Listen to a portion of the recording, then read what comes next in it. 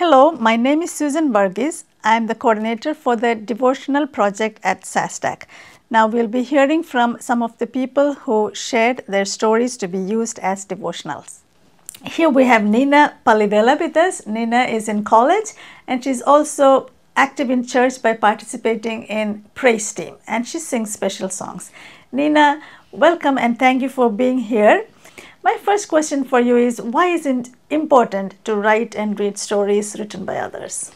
I think it's important to read testimonials and devotionals because you can see how God has worked in other people's lives. And I know I can't speak for everyone, but for me personally, I've definitely doubted God many times. I've doubted His existence and even His power. And when I've read devotionals and testimonials, it's definitely given me reassurance that God is real and that God loves me and that He can do the same thing, if not something greater in my life as well. Great. That's a powerful testimony from a young person like you. So the next question I have for you is, there's a saying that God can turn your tests into testimonies. Has that happened for you, and how, if so?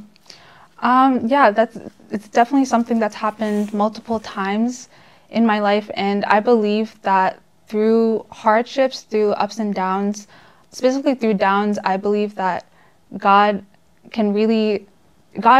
power is really significantly seen during those times, and He uses those experiences to turn you into a stronger person. That's true. Can you tell us a short version of the story that you shared? Sure. I wrote about a near-death experience that I had when I was a kid, and I reflected on that, and I compared that experience and that reflection with keeping your eyes fixed on God and how He can carry you through anything. Thank you. That is a great reminder of how God leads us. Now, can you explain the process of submitting the stories online? Sure. You can go to the Sasdac website, go to upcoming events, and then go to the Devotional project, and you can find all the details there. That's great. Thank you. Now, how would you encourage somebody who hasn't shared their stories yet? It's definitely something that's intimidating to do, even if you've never done it before.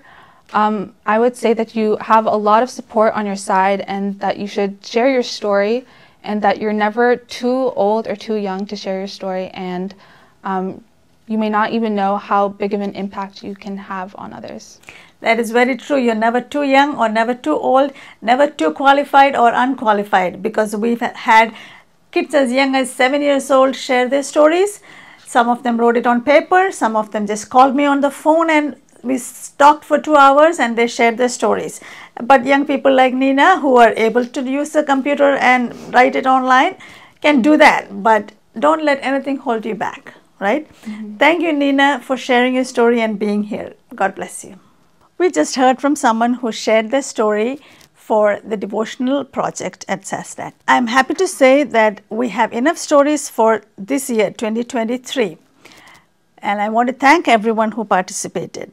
But we are continuing to collect stories to be used for 2025, and we need to collect them all by the end of March of 2024. So please continue writing and sharing your stories as soon as possible.